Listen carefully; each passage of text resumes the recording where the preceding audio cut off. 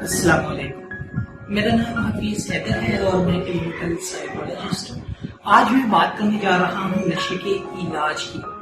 जब rehabilitation centre के अंदर फैमिली विजिट करती है और अपने पेशेंट को जो है एडमिट करवाने के लिए आती है, तो उनका जो है अक्सर पूछे जाने वाला सवाल ये होता है,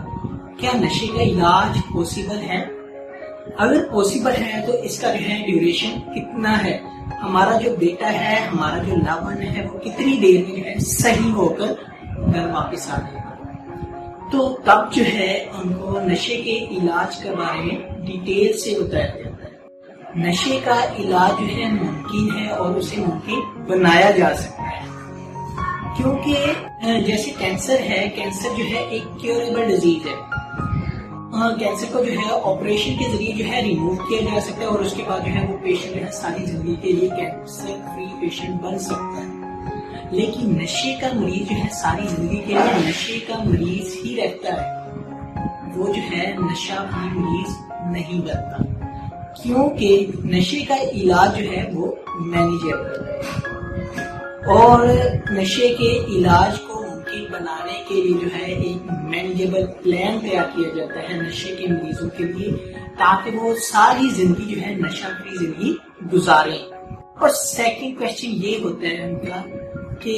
कितना ड्यूरेशन के लिए। साइंटिफिकली अगर देखा जाए तो पेशेंट को जो है रिहेबिलिटेशन सेंटर के अंदर 90 डेज रखना जरूरी होता है, 90 दिन रखना जो है जरूरी होता है। तो इन 19 डेज के बाद जो है पेशेंट का एक्चुअल इलाज होता है, क्योंकि रिहेबिलिटेशन जो है फर्स्ट स्टेप है इलाज का। जब फैमिली जो है अपने पेशेंट को इलाज की घर से जो है रिहेबिलिटेशन सेंटर के अंदर जो है एडमिट करवाती है, तो उनकी फर्स्ट स्टेज होती है। वहाँ उस पेशेंट की जो है बिल्डिंग को जो है मॉडिफाई किया जाता है, उसकी जो कंस्ट्रक्शन की जो बुनियाद होती है वो रखने के लिए जो है एक स्केच तैयार किया जाता है, एक मैप तैयार किया जाता है और उसको जो है मॉडिफाई किया जाता है। और सेकंड स्टेज होती है फॉलो अप प्लान्स,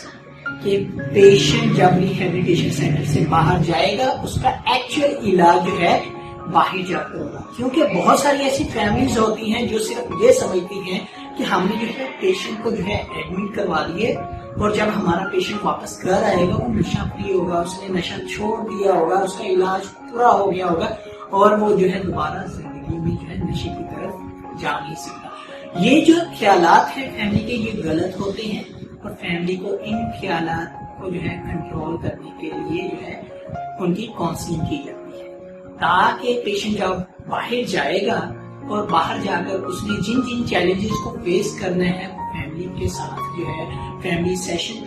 के थ्रू जो है उनको डिटेल से बताई जाती है हर चीज,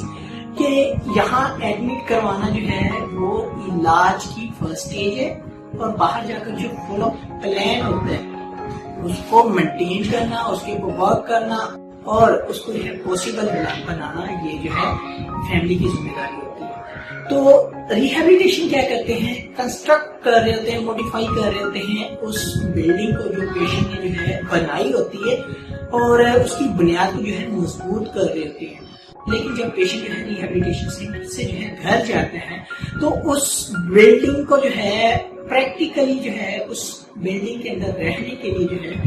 है फैमिली वाले जो है पेशेंट्स को जो है कन्विंस करते हैं, पेशेंट के साथ जो है वो सपोर्ट करते हैं, उसका पीयर ग्रुप जो है उसको सपोर्ट करता है, ताकि वो जो उसने बिल्डिंग में एक रिहेबिलिटेशन सेंटर में बनाई है उसको जो है वो मेंटेन कर सके,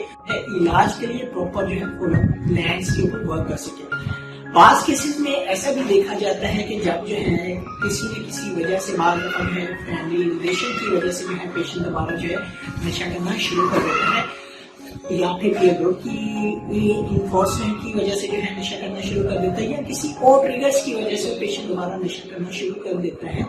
तो वो जो है फेलियर नहीं है। इसका हरगिज मतलब नहीं है कि उसका इलाज जो है वो खत्म हो गया है, पेशेंट दोबारा नशे की तरफ चला गया। रिलैप्स प्रिवेंशन जो है उसके ऊपर वर्क किया जा सकता है। जब जो है पेशेंट दोबारा डगमगा कर किसी ट्रिगर की वजह से किसी ट्रिगर के अंदर आकर जो है दोबारा से उस तरफ चला जाता है, तो रिलैप्स प्रिवेंशन एक ऐसा प्रोग्राम है जिसके अंदर जो है पेशेंट का इलाज किया जाता है। तो हरगिज जो है ये मतलब नहीं है कि नशे का इलाज मुमकिन नहीं है। نشے کا علاج ممکن ہے، اسے پاسبل بنایا جا سکتا ہے، اور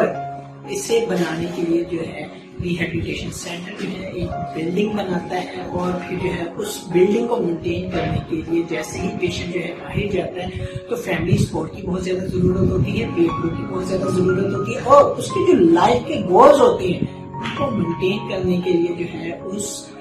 پیشنٹ کی جو ہے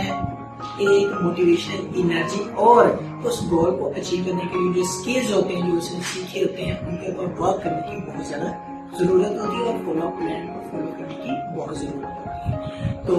امید کرتا ہوں آپ لوگوں کو میری یہ ویڈیو اچھی لگی ہوگی، اگر اچھی لگی ہے تو کائنڈلی لائک کیجیے گا، شیئر کیجیے گا، اور اس چینل کو ضرور سبسکرائب کیجیے گا۔ اگر کوئی بھی کسی بھی قسم کی کوئری ہو تو آپ مجھے جو ہے کمنٹ باکس میں کمنٹ کر سکتے ہیں، یا میرا جو ہے نیچے واٹس ایپ نمبر آ رہا ہے تو واٹس ایپ کے اوپر جو ہے کانٹیکٹ کر سکتے ہیں۔ تو اوکے، اللہ حافظ، اللہ نگہبان۔